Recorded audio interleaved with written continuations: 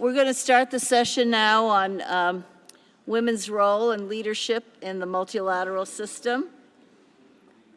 And we all know that gender equality is not a zero-sum game, but the full participation of men and women in all aspects of peace and security benefits all of society. And we're waiting for the head of UN Women, Sima Bahous. She's caught in traffic, but we'll start anyway. We'll start with President Halonen, and then when Sima comes, we will move to her so she can go back to her efforts. Tarja?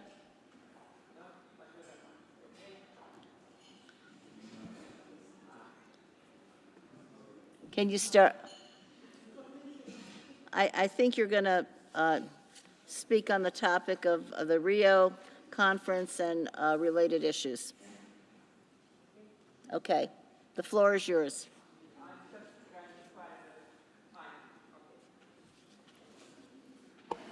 I'm well known that my voice is sometimes even too loud, but now it's good to get the mic. So thank you very much that you have accepted to wait us who were a little bit late, but all our American friends know the New York traffic. So we have left early enough, but that always sometimes happens. But I think that this is urbanization is one of the problems we have in SDGs and sustainable development. And so I think that that's why also it's very timely to speak about the women's role and leadership in the multilateral system. I think that you know already when you are here that how important it is. You know already the benefit that when it's an gender equality, so also national economies will benefit on that. You know also that women have made, of course, some kind of the progress, but in the matter of fact, it's a little bit like an Agenda 2030. It has started sometimes very well, but it seems to be like a river. Sometimes you get a good flow, and then you get something which is sticking together. Okay, and so I think that in many countries has happened the same what we had, that we thought that when we haven't done everything in early enough, so we don't need to do anything more. And in international comparisons, we thought that what does it mean that we are not in the first place now? And it can be different in different countries, but anyway. So we have to keep the process going on all the time. And so I think that further in the panel discussion we can come to that, but when we speak especially women in multilateralism, so it has been now with the special focus that how these biggest international organizations have reacted by themselves. Because, like, for instance, United Nations has made a lot of work for that the member countries could in all levels to do that work. And then somebody has very innocently said that, how is the Secretary General of the United Nations? And then they noticed that none so far. Nobody so far. And then they counted that how many women has been the president of the General Assembly. 4 since the start. And so sometimes it's good also to look at the mirror and to say, to see that how you behave yourself. Now, I think that you have had already the rumors that there has been both the women, mainly still now women, but also men who have thought that perhaps next time is for her concerning the Secretary General. And I have a little bit cynical sense of humor. So I said that I think that we might have good possibilities to make a success because the next Secretary General will come from Latin America and Caribbean. Not because I would think that we are not enough capable women in USA or in Europe, but it's always easier to say to the neighbor that, hey, you should do something. And let's see now that how it goes. But of course, also this General Assembly system, we could make the rotation for the equality campaign because UN has made it also concerning the areas, so that we know that with the regions it has worked very, very well. But now I go to the other things. I will say only that this is an unusual situation concerning the sustainable development, and it's legally binding agreements. Sorry, I'm the former lawyer, that's why I speak always that. But anyway, so we have the biodiversity convention, then we have also the climate change, what I think people know best, and then we have the last one, but not less important, is in December, is a desertification, combat desertification, which will be in Saudi Arabia. And all these three, of course, we can use the synergy on that, but I'm involved in two of them. And so I think that also concerning the role of the women, we could use this synergy of three different conventions, and to see that how we could strengthen the women's role in the society. I say, and now I will, last point is that, for instance, in desertification, so simple. We have almost 200 member countries in UN, and in the most of the member countries, so women have juridically or in theory, they have the same rights like men to have or to inherit the land property, but it's more than 100 countries, women are limited in claiming or protecting land assets in practice because of the customary, religious, or traditional laws and practices. And the result is that less than 1 in 5 landholders worldwide are women, despite the fact that nearly half of the global agricultural workforce is female. And so we could help also the food production system and many others if we make now steps forward. But so, Melanie, it was not the idea that I will have a monologue. So I stop now, and I'm ready for the discussion after listening to the others. Thank you. Well, thank you, and you always make very good points. Representation does matter, and as you pointed out, since 1945, there have only been 4 women leading the General Assembly, and none heading up the UN. And then I think the very good point about the synergy between the 3 Rios, the biodiversity, climate change, and desertification, and how we can better operate in that space. So we'll go now to Tzipi. Can I call on you now, Tzipi Livni? Thank you.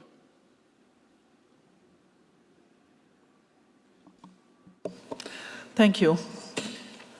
Okay, we spoke or speaking during these days about conflicts and resolution of conflicts, and now we will speak about the aspect of gender in conflicts. And first I would like to say that being in NGAC and to see so many compared to other organizations, decision-making, government, cabinets, this is something that is, well, I'm happy that this is happening here, and Vaira is co-chair with Ismail that is going to speak also about gender, so it is important. So usually when we speak about women in conflicts, we speak about women as the victims of the conflict, and women are victims in conflicts as others, and maybe, not maybe, usually more, especially when it comes to sexual crimes, or they are in a way the weakest part of the society in different parts of the world, and this is being exploited and abused by others. But I think that it's time to stop, not to stop, but to speak about women as victims, but also as women as the solution, or why women are better in terms of conflict resolution. In general, I believe that it's time that we will not just speak about Me Too as victims, but about Me Too in power. And this is part of the solution. Because in fact, since women are paying the price of conflict, but they are not those that are making the decisions about the conflicts.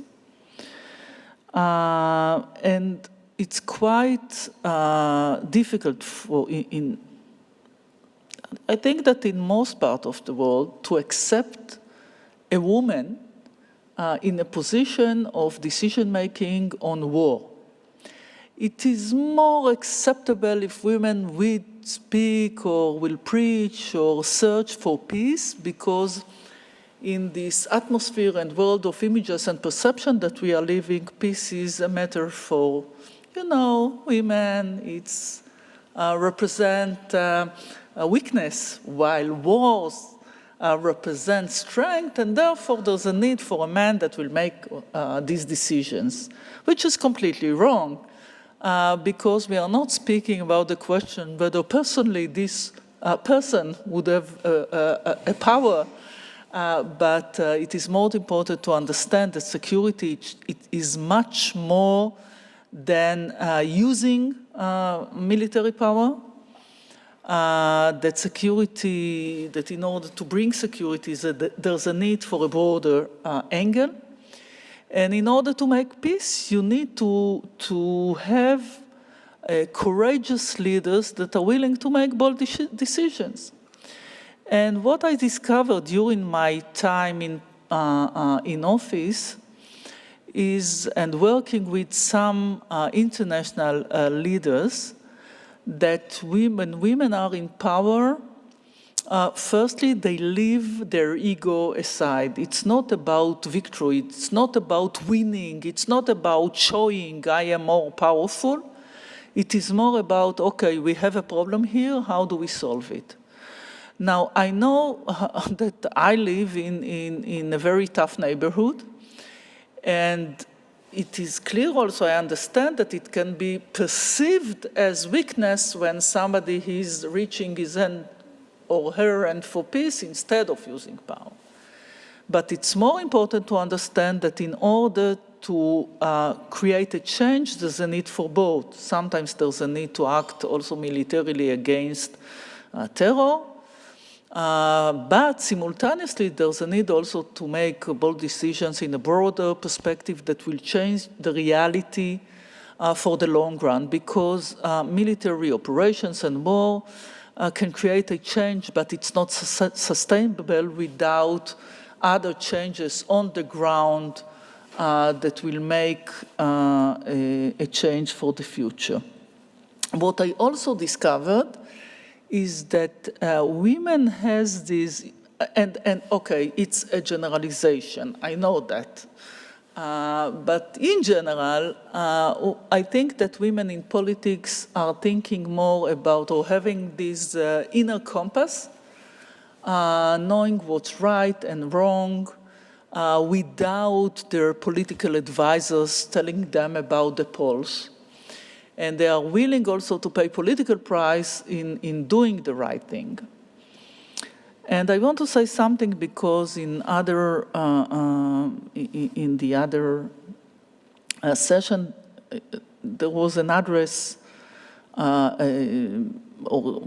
the situation in Gaza. And I don't want to open a dispute about it, but I want to say something. Because I believe that here also in this group we should know what is right and wrong. And in fact, the fact that people are losing their life and are being killed, it's awful to their families, to their people. And this is something that we cannot ignore, and I'm not asking somebody to turn a blind eye to the situation. But the intention matters. And when people are using genocide, when a country is trying to act against terrorists that are holding until now civilians, including women, maybe including babies, I don't know whether they are alive or not. To call this genocide like what Israel is doing is an idea of erasing Palestinian off the world or off the map or in Gaza, this is not true. And even massacre is something that is being done with intentions to kill civilians. And if we cannot, and I know, let's put aside what we think about the conflict, and I know Israeli and others would like to represent the Palestinian cause. The Palestinian cause is not terror. The Palestinian cause is not jihadist groups that are entering into homes of women and children and rape and cut organs and all these horrors. So in order to solve conflicts and in order to work together with the international communities, there's a need that we would agree what's right and what's wrong and which group is working or trying to prevent the next massacre and which group is doing the massacre. And I do not blame all the Palestinians for doing that. But in order to fight Hamas, we need to agree that what they did is a massacre. And without this, it will be quite difficult to move forward. So just to finish this part, after saying that it is important to have women in power, I think that, and another thing that that I'm sure that it will be elaborated later when we are speaking usually about this jihadist group, regardless what they are doing to the others, whether it's Hamas and Israel, it's not less important to speak about what they are doing to women within the countries that they control. We cannot turn a blind eye to this as well. And just to finish this, it's clear that we need more women in power. And as an organization, firstly, I think that we should support the idea that the next Secretary General will be a woman. And secondly, I would like to share with you an experience. Before I joined politics, I was the general manager of the Government Companies Authority. All the entities that are owned by the government and are nominating, the government is nominating people for the boards of these companies. And when I entered the job, they were 3% of women. And that's because the politicians are nominating others that they have political power. And usually women are not entering politics, and when they are in politics, they are not using this as a power to gain personal gains, like sitting in the board. And we had a legislation that forced the ministers to nominate women to the boards. And in 1.5, almost 2 years, it jumped from 3% to 30%, and now it's more. Because I could come to the relevant minister and say, sorry, you're not going to nominate your best friend from the army or from politics. That's what the legislation forcing you. And I'm saying so because before I had this job and before I joined politics and I saw all this, if you had asked me years ago, I would have said, what's the use? It's the same, man, women, we are human beings, it's the same person. We don't need this help in being in position. But I think that it is needed. And the more we will recommend that it will be done, I think that it can make a change. Thank you.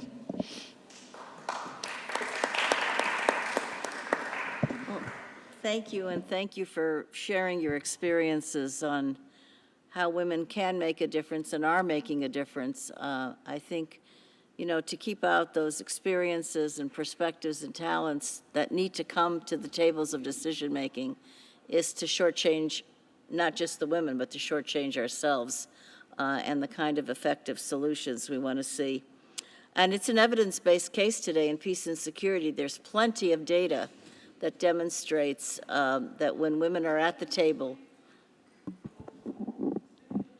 I'm sorry, I'll just say there's plenty of evidence today and piles of data actually that show when women do participate in decision-making, it strengthens the outcomes. And in peace and security, peace agreements last longer, they're forged much sooner, and critical issues that have to be addressed get on the table and not marginalized or not dealt with. That then makes the peace agreements not last very long because the real issues weren't confronted in the first place. So many good points, Tzipi, thank you very much. You mentioned Sarah Gildeen, so Ismail, why don't we turn to you next? Thank you very much. And let me start out by saying that I am an Arab and a Muslim and a feminist, and I want to be very clear that what the Taliban and the regime in Iran and others are doing in the persecution of women is not justified.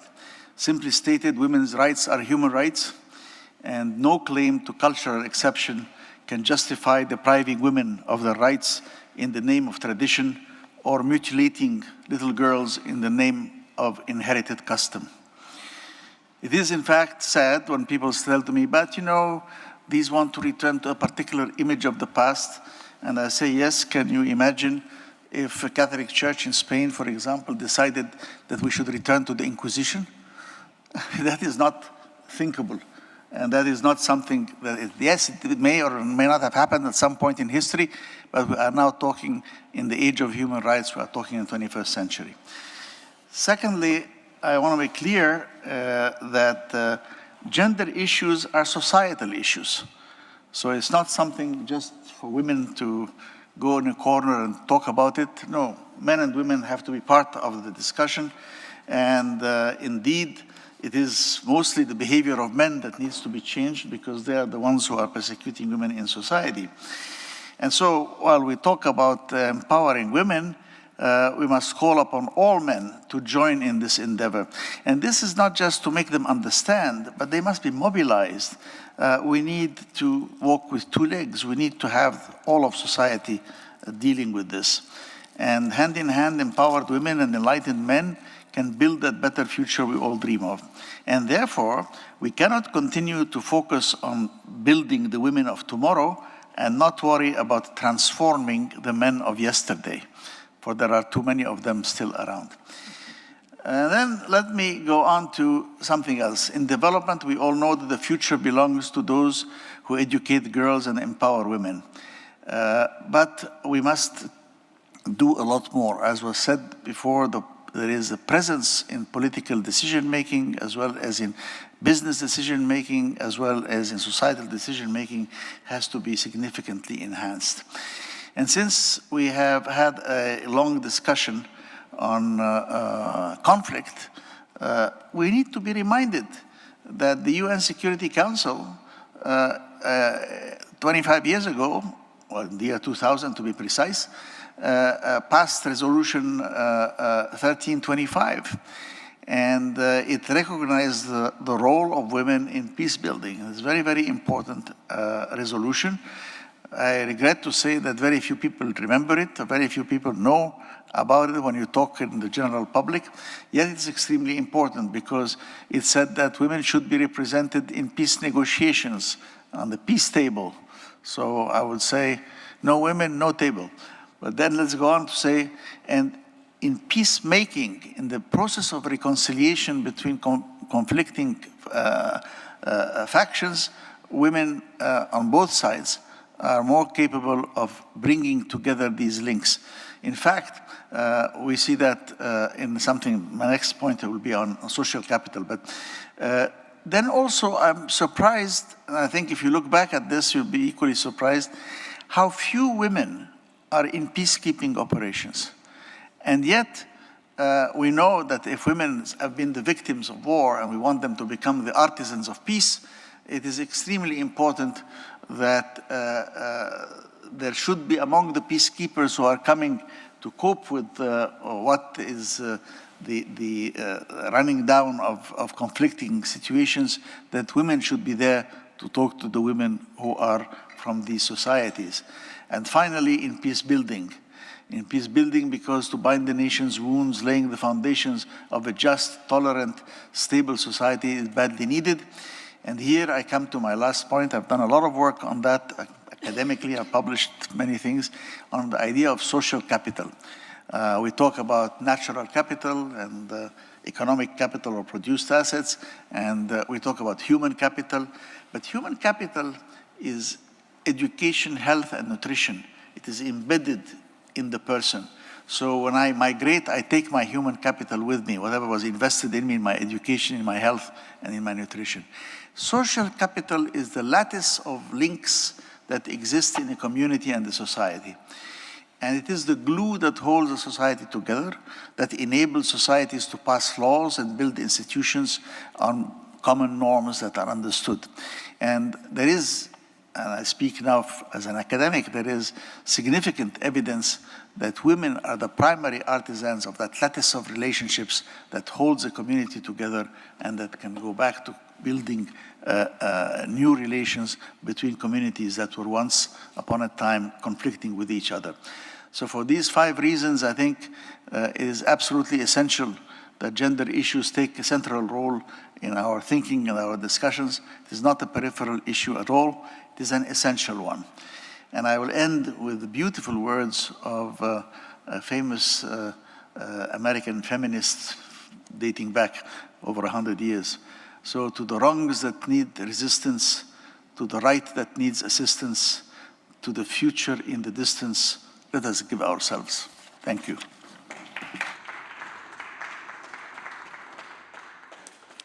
Thank you so much, Ismail.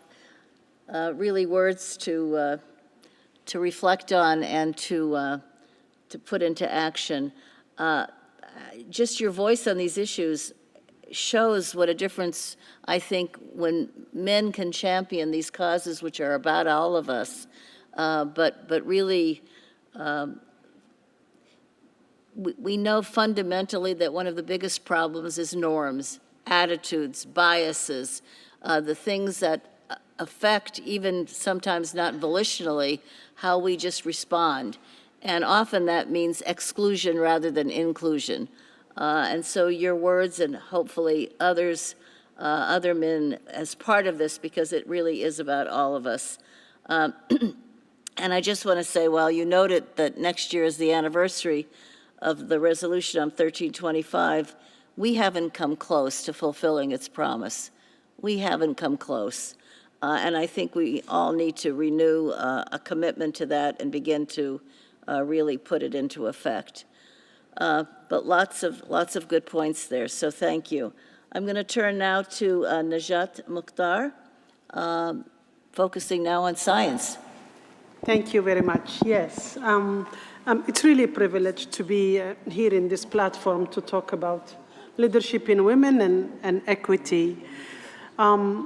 You would agree with me that we have made a progress in really reaching the equity and also promoting women in leadership position. You just look around this table and you see all these wonderful women, and also looking at women that they have been head of institutions like WHO or financial institutions or political leaders, and they have done successfully and promoted also human rights and women equity. But now that we are talking about the future, we want, and looking at the challenges ahead, definitely we would need more, and we would need equally men and women to address issues like human health, food security, water security, peace, and stability.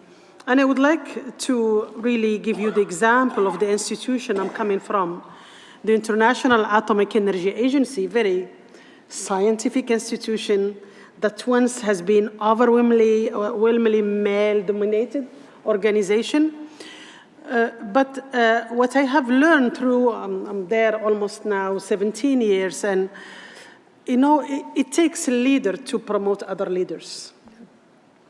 And when I started at the organization, we were roughly 18% between, gender. Now, as we speak, we are 48. And next year, we will reach 50%. This is because the decision of the leader, that Mr. Grossi, that is leading this organization, he said there is no reason that we don't have equally male and females. And that's why now, even at the leadership position, we are equal, male and female. We are 6 deputies, 3 male and 3 females.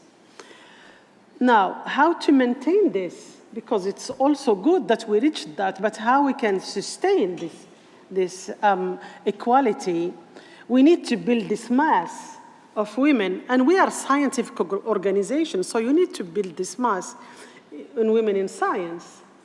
And to do that, again, we have announced the Marie Sklodowska-Curie Fellowship Program, where every year we encourage women to enroll on master's degree in science. Last year, we brought them all in Vienna, 500 female. So this is really, for me, is an example to take, because we have these women that they are all came. And I had this woman, Rita, coming from Ghana. She's enrolling on master's, she's finishing this year, and she said, I want to go back to my community because I learned how to breed for new variety of crops. So the community can be food secure, have new varieties of crops. This is what we need. And I think we heard also this Professor Sarajdin and you also, Madam President.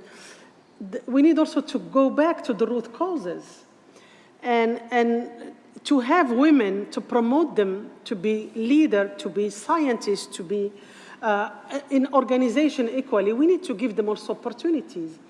I'm also coming from developing countries, from Africa, where, many women, they don't have health care, access to health care, just minimum human right.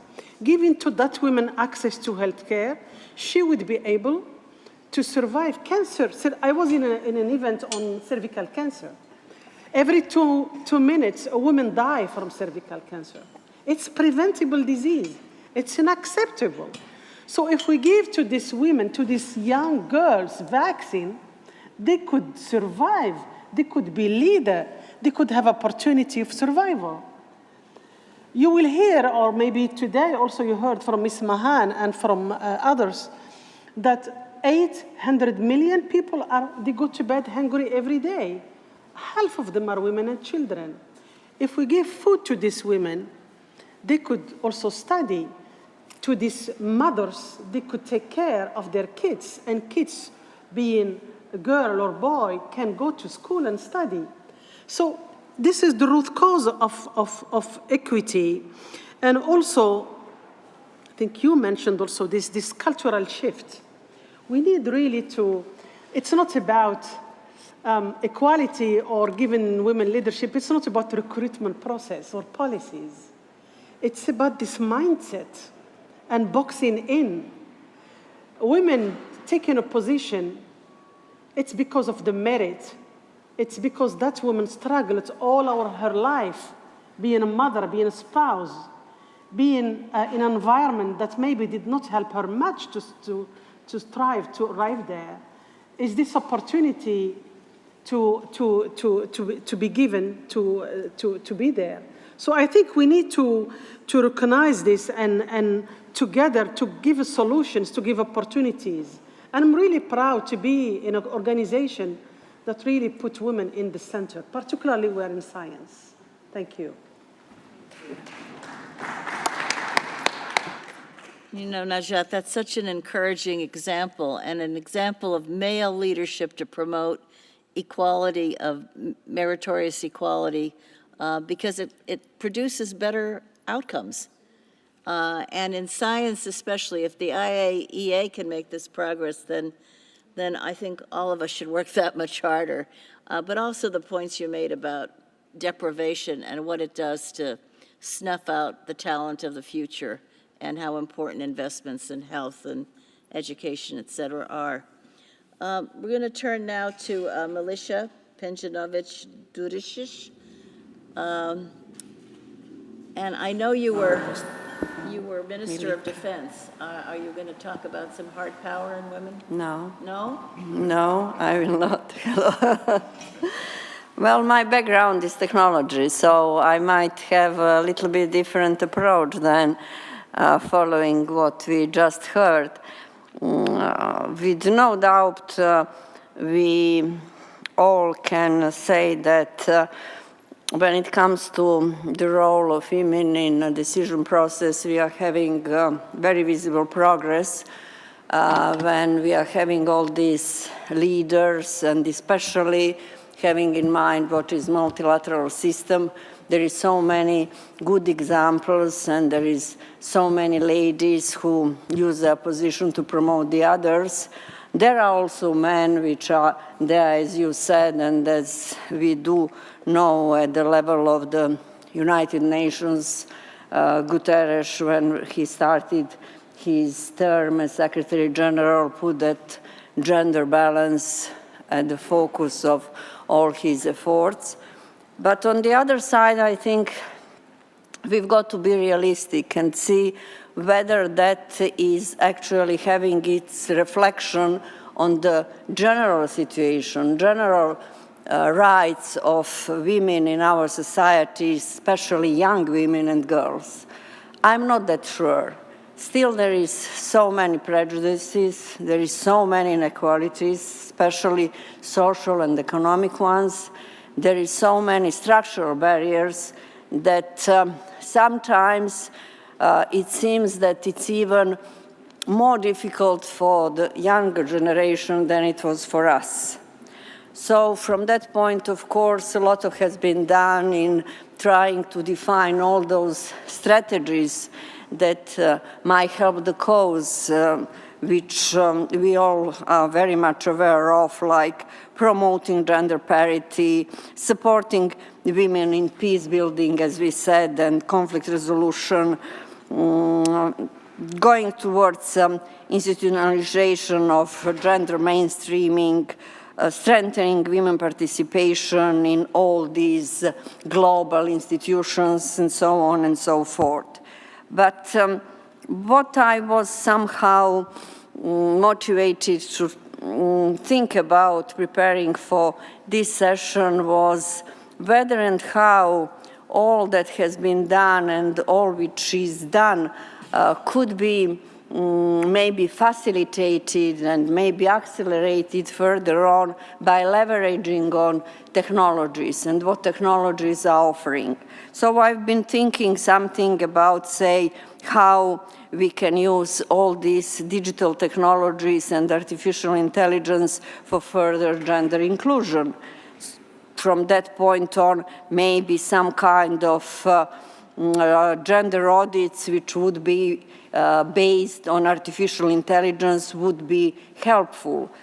Maybe we could be creating more different digital platforms which would be specifically dedicating towards women participation, creating those online platforms or applications that actually, especially those women from marginalized groups and regions could be engaged in different discussions, exchanges, and consultations.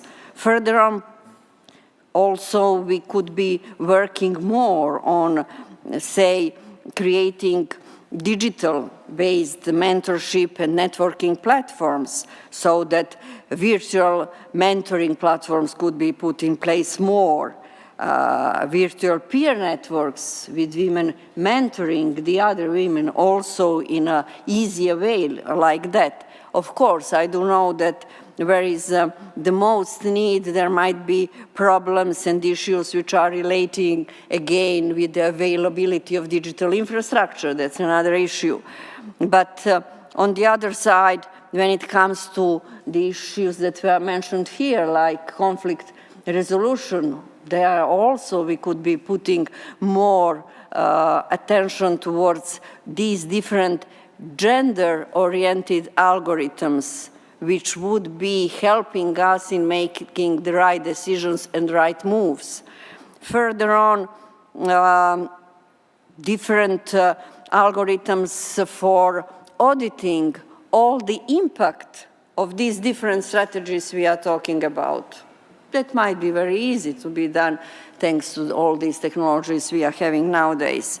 And also, as a consequence, to have something which will be helping us in further actions, like global gender index or parity index for multilateralism, or maybe creating a kind of accelerator which would be also based on technologies for empowering different women in different fields. And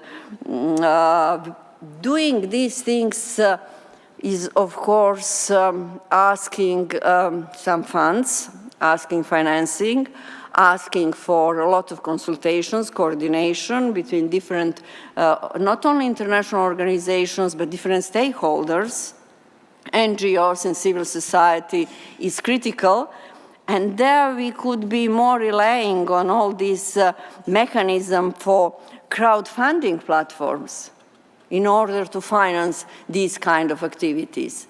So I do believe that when it comes to all the tools technology is offering to us nowadays, we are not using them in a sufficient manner to help this cause. And I do believe that we could do much more, and that all these women which are at the moment in decision-making positions in international organizations, corporations, and so on, could be having much more coordination in doing something together.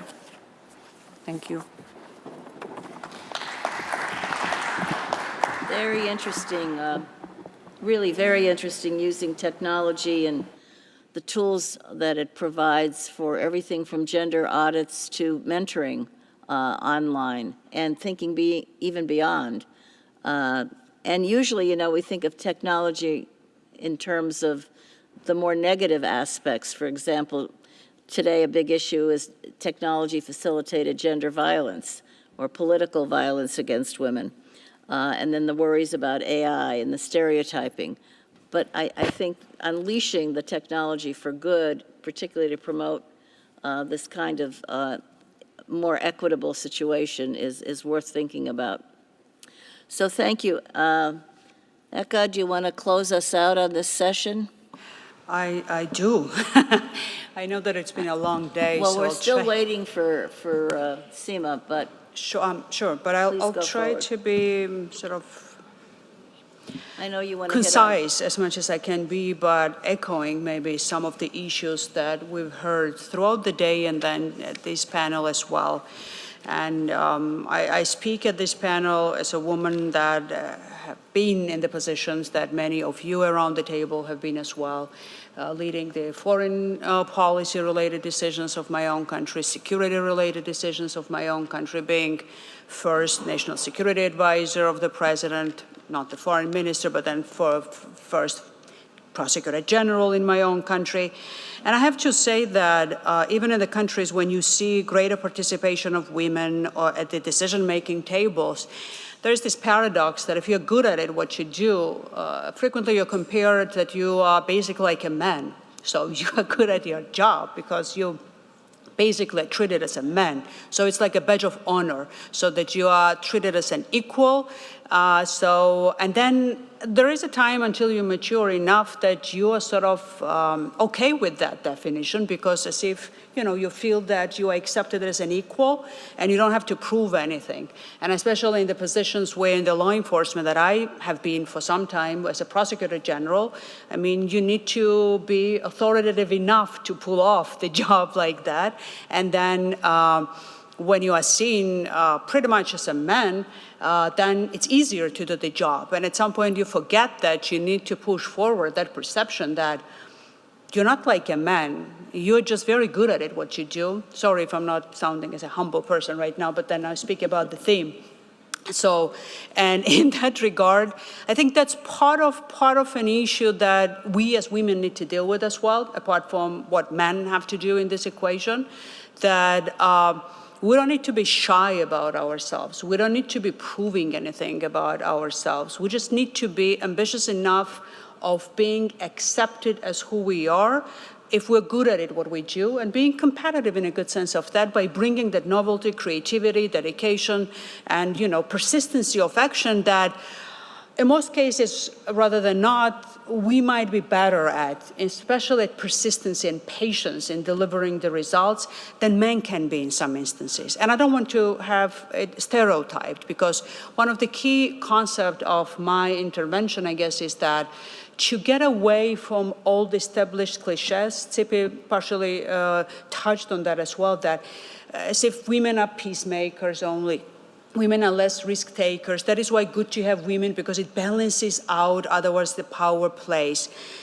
We are not none of that. We can be when it's needed, but we can be risk takers. We can be much more competitive if it's needed, and we can be much more pushy sometimes than men can be. But it's rational, and then it's when it's needed in a balanced way. And I guess that biggest element why it matters that at the table where the decisions are being made and then implemented and pushed for, that women need to be present. It's just this makes the process better, because diversity per se is better, not just gender diversity, all kinds of diversities, because we are more creative, we are more agile, we are more sustainable in our action, we're more tolerant, and at the same time more out-of-the-box thinkers in so many ways.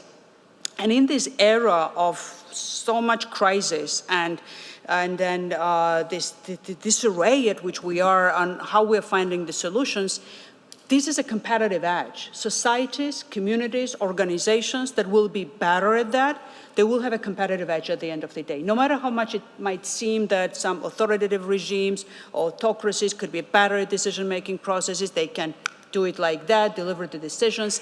It's not sustainable at the end of the day. It might be short-lived. So if we would want to do good to ourselves, to future generations and communities that we serve, more we open up to that, more as women we're not shy about that, the better. Because ultimately, we will have that competitive edge that is so much necessary for all of the challenges that we've talked about to deal with. So in other words, if one would summarize the title, it's a strategic imperative. It's not just nice to talk checkbox about diversity, it's a strategic imperative. And then we'll need to look at it from that perspective, and then it becomes more serious issue, where we are much more committed, both men and women and any other genders in this case, when it comes to diversity, to talk about that and to actually make real steps in this direction. And then what I wanted to touch base very briefly in this direction, some of the examples that one can see in the development world and in some of the multilateral organizations. And in international development world that I've been practicing now for more than a decade, mostly in rule of law, good governance, and anti-corruption field, I have had a pleasure of working for the EU and for USAID in this direction. So I know the policies of both, and lately I can speak more about the USAID policies in this regard. I'm a member of the advisory committee of USAID as well. And I can tell that it is really becoming a DNA of programming of international projects. Not because, again, it's nice, it's trendy, and it's good, because it becomes evident that if gender equality in terms of leadership equality as well is not part of the whole process, no solutions will be either reached or will be sustainable. And in this case, development really goes to the deep root causes, and you've talked about the critical mass that needs to emerge in science, that be or elsewhere, because if we don't do that, then all the rest in terms of quotas, in terms of requirements, becomes artificially demanding, because there is no good quality human capital that could fill the gap. And then the men or those who are coming from the previous mindset would say that, okay, this is all imposed on us, and look, there are no women that could do this job well, so now we have to, and that destroys the whole narrative and then serves against the purpose. So we need to be very mindful that in international development, we do have that as part of our DNA, that both in security area, both in the human capital development area, we do have capacity development programs, empowerment tools and techniques that really empower this momentum, so that we do have women that can not just be part of the process, but they can thrive in it and they can contribute to the sustainable, ultimately, solutions, and then outcomes and impacts, as we call it in development world in this case. And I guess some of the examples, not to take too much time, are definitely there. Women Global Leadership Program of the USAID is, for example, a very good one, because it actually tackles exactly what you mentioned, Tzipi, as well. It's networks and it's leadership. It's not just teaching you what to do and how to do, but plugging you into the powerful networks of your mentors and informal networks, both male and female, so that you can become part of that and thrive ultimately in this by becoming a leader that is connected, that has formal and informal networks that you can operate with and bring better solutions to your communities at the end of the day. And I think that no matter how much it can be sort of criticized or not, there are differences of the opinion of Ursula von der Leyen's policies in the EU when it comes to gender parity, and then, requirements for commissioners and staff and member states don't particularly perhaps like that, but the results already showing, it's becoming more and more understood that you need to have women commissioners in the Commission, then there are positions that need to be filled in that way, and ultimately this makes it all stronger. And with the conflict-related situations, we've had so many women that have set an example in so many ways, including those that have been present at different times in different positions in their own countries or international organizations in powerful positions.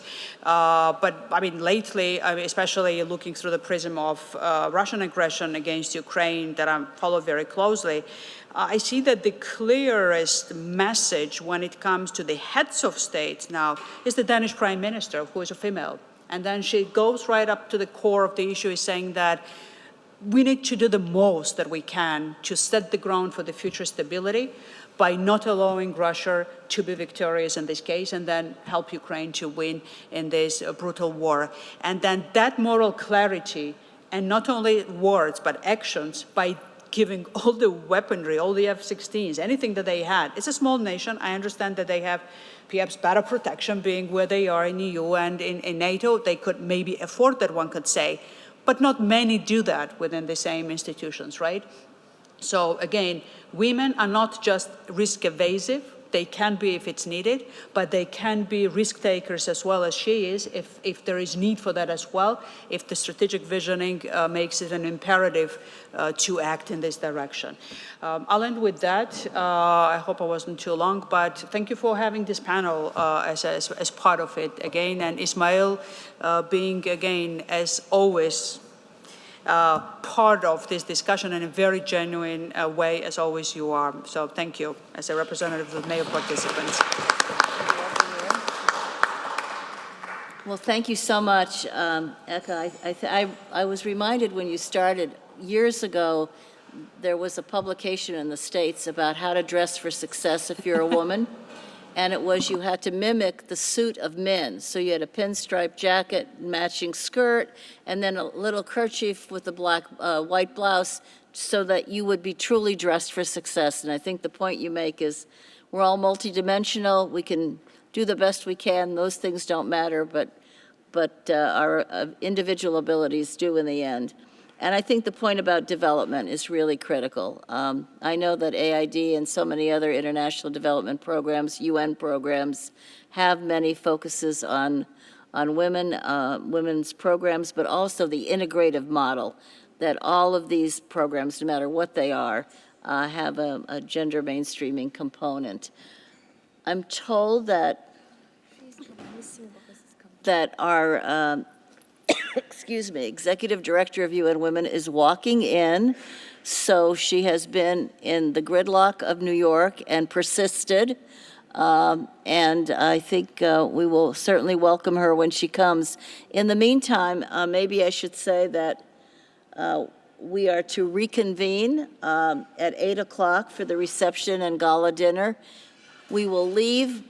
There'll be vehicles out front for us to go back to the hotel, and then return here for the dinner and the reception. And that will be at 8 o'clock. Yes. Yes, please.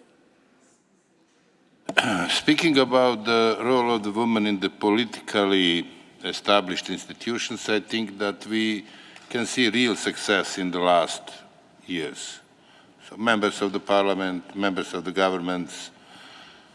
But did we really change the whole societies? I think that this is still the main issue. On that formal level, we can say improving, still far from being ideal, but improving. But in the real life, daily life, I think that we have to do a lot of work. And I am very proud to know all of you ladies around this table who are so successful. But you know who deserve the prize for that? Your husbands. No, definitely. I don't want to say because that they created you. They accepted the role which is not very typical in the, okay, I cannot speak about the Western countries, but about the Balkan countries, it's expected a little bit different. And all of them must be so self-confident and so strong personalities that we have also very much applaud to them. And I hope that this will change the whole societies in that direction, that this is something which is not a special case, but something which is a very, very normal. Just a short comment. Well, we don't want it to be a special case. Go ahead.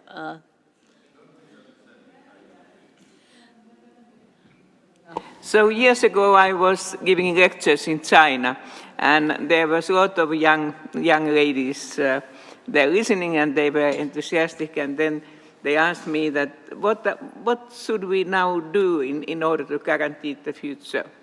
And I said to them that study hard and be very careful choosing your husband. And I have heard later on years that was a very good advice. Well, I do think the point that you made goes back to what I said earlier, which is it's the attitudes, the biases, the norms that have to change. And to the extent that husbands are enlightened about enabling some of this to happen is a very good thing. So to that extent, we welcome the intrepid, persistent, determined director of UN Women. Also, she's an undersecretary of the UN in that capacity. She was previously the permanent representative for her country, Jordan, prior to coming into UN Women. And she's had other positions commensurate, like UNDP director for the Arab states, et cetera. So, Sima, welcome. We've had a very fulsome discussion on various aspects of the role of women in multilateralism and beyond, and eager to hear from you and perhaps the priorities that you have set out that we can support and be part of. And if you need to catch your breath, just tell us. Thank you so much. And I really apologize for coming late from another engagement, but mostly from trying to fight the traffic, either the traffic in the cars, or if I come down to walk here, they freeze the pedestrians. So I wasn't very lucky today coming here, but I insisted that I should come here, first of all, to greet you and to say that this is a critical meeting for me, and this is also a critical group for me to be just conversing with and sort of trying to engage in some kind of dialogue. I want to say that our world today is, I'm sure you have been discussing throughout, our world today is complex. It has record levels of armed conflict, of violence, of climate issues, and progress made on women's rights and women's representation and women in the multilateral system. We see it vanishing before our eyes. And also we see a lot of pushback against women's rights to participate.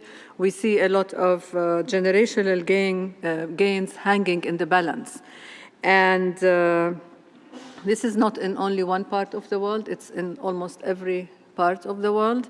And I believe that we really need to ensure that we continue to support the empowerment of women and girls, the rights of women and girls to be in decision-making spaces, and also to make decisions, because women being in those spaces is transformational. And we believe that the potential of women also for inclusion, for leadership in the pursuit of peace, which we really need so much these days, is extremely important. I think in many of the peacekeeping missions that we see these days in the world, we are seeing less and less women, and we need to encourage member states to have more women in those peacekeeping troops. And also we are looking today at the police who go to countries to try to keep the peace and to try to keep security. And we are seeing that perhaps we really need all of us to strengthen our campaigns to include more women in the police, because it might be easier. Member states might also find it easier within their cultures, within their traditions, within their work, to include more women in the police force as opposed to the army. But also we are finding within the communities that women leadership, when there are more police women in the forces, women leadership is transformative as well, and it becomes more conducive to peace and security in those communities. This is one point I wanted to highlight. The other point I wanted to say was that we all know that women lead differently. Women lead with more empathy. Women lead with maybe a better understanding of peace and security for their communities, for their families. I know that we have, it seems to me that we're almost gender parity here today, so that's good. So I can say that, that also we feel that women seek the peace while men, in many times, they seek the wars. And I think we have to see how best women and men can work together so we avoid wars and we try to avoid conflicts, and we can continue to work more on peace and security. I think also political leadership for women is highly needed in the multilateral system today. I mean, yesterday was the opening of the General Assembly. I'm not sure how many of you were there, but the Secretary General made the point, which is a reality, that less than 10% of those who will speak at this General Assembly are women. At a time when we all have been advocating for women's leadership, including himself at the helm of the United Nations, and including himself also trying to bring parity to the United Nations system, but still we only see less than 10% of women speaking at the General Assembly, and this is highly indicative of where women leadership in the multilateral system is, but also where women leadership in the countries is. Because you look at these delegations, and for me, having been for such a long time here at the United Nations, it has become abnormal actually for me to see so many men delegations that don't have women. And then I see it and I say, oh, what's happening, you know? Because we have, at the UN at least, at UN Women in particular, we have, of course, more women than men, and we're trying to also balance that too. But I mean, we have been not accepting panels that don't have parity on them. And it has become here, at least within the UN, a little bit more normal to see parity. But when so many men are in the General Assembly without women and without a balance, it sort of looks, yeah, we need to change that. We need to have parity and we need to have more women. You know, in the world today, our data tells us that only female heads of state or government, we only have them in 27 countries of the 193 countries in the world today. And they only hold 23% of cabinet ministerial posts as of today, and 20% only hold foreign ministers' portfolios. We have been, I just came back actually now coming from the foreign ministers' meeting. We see many now foreign ministers who are female, but this is not enough. And when you do the math, it's only 20% of these are women.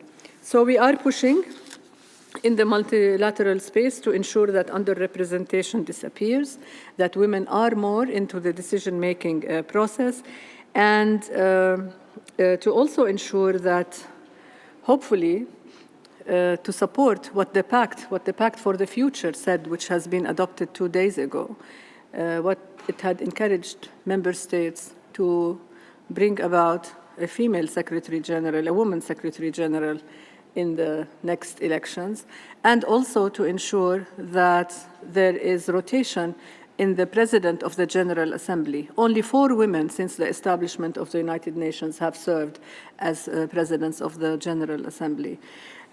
So we really need to push for that, and we as UN Women will provide all the countries, and we do provide all countries where we are active with special measures and with support to special measures to ensure that women more and more are in the decision-making platforms and also occupy political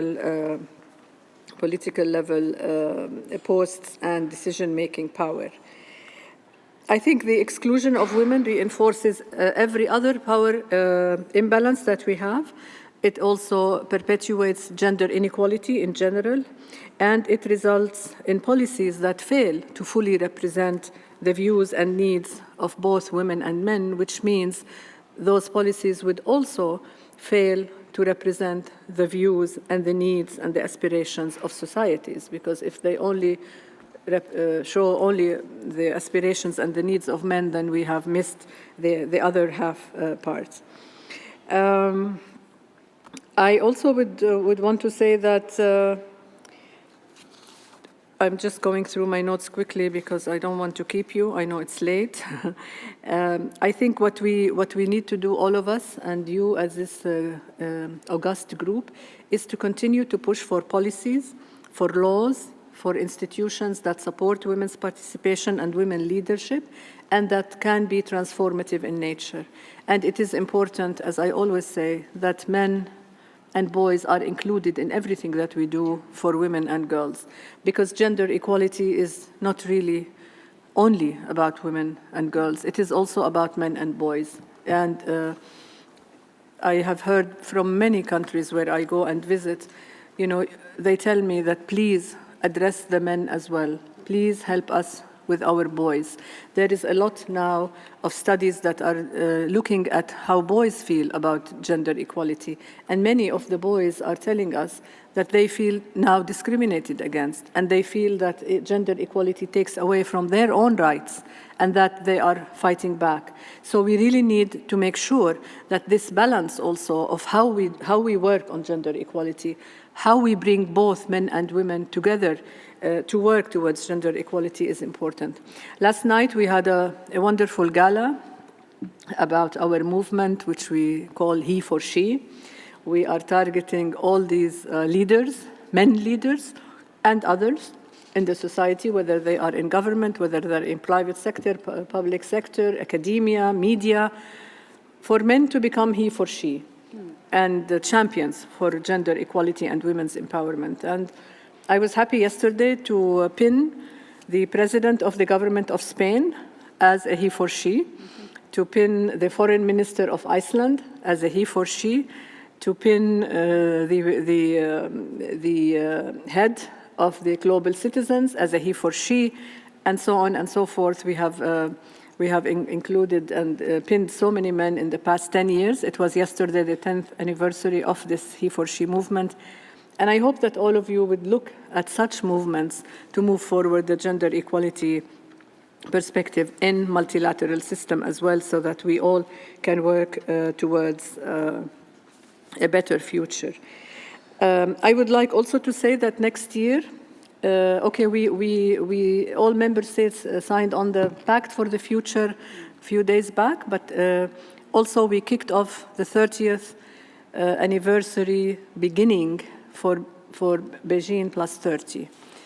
Next year is the 30th anniversary of the Beijing Declaration and Platform for Action for Women and Girls, and we are looking at how we are going to commemorate these 30 years in UNGA 80. And throughout this year, we will be looking at different experiences, different thoughts, different ideas, different also achievements, different failures, which have happened for women and girls, and how we are going to ensure that Beijing continues to work for women and girls, and the declaration continues to be recommitted to and continues to serve women and girls globally. I think also there are many other areas where we will be celebrating next year. It's 1325. The Women, Peace and Security Resolution will be 25 years old. UN Women will be 15 years old. And also the Youth, Peace and Security Resolution will be 10 years old. So all these come together to help us look at gender equality in a way that will help our societies move forward towards women's and girls and empowerment.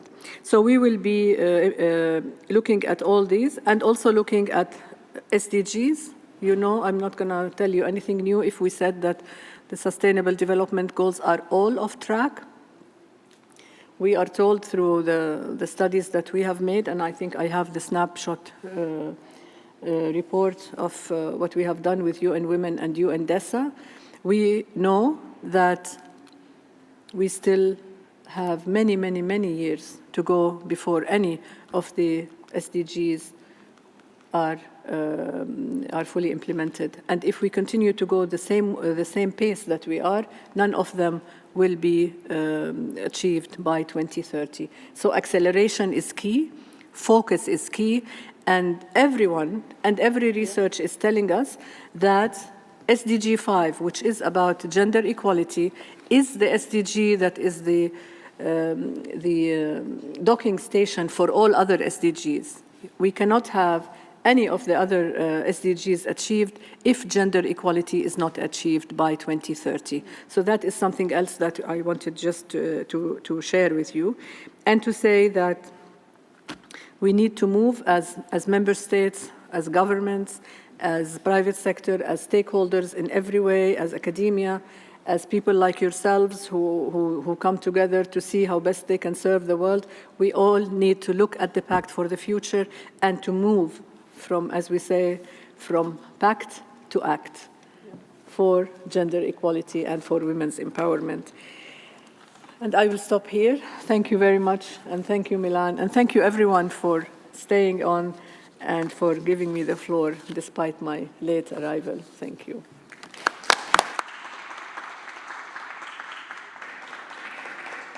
Thank you, Sima, for your leadership.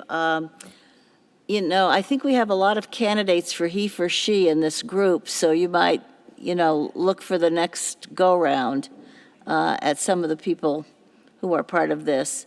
I know you're going to Baku for the COP meeting, and we've been discussing, obviously, the implications of climate change and the timetable and the fact that the urgency is enormous.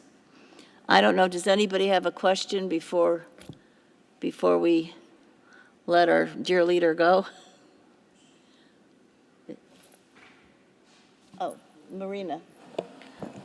Thank you very much. I mean, I think for me as women's rights activist, Marina Pisklakova-Parker from Vital Voices, and thank you very much. I think one more thing that I keep thinking about is that next year is Beijing plus 30, and it was a unique time in 1995 where over 100 countries came together, drafted a very progressive platform.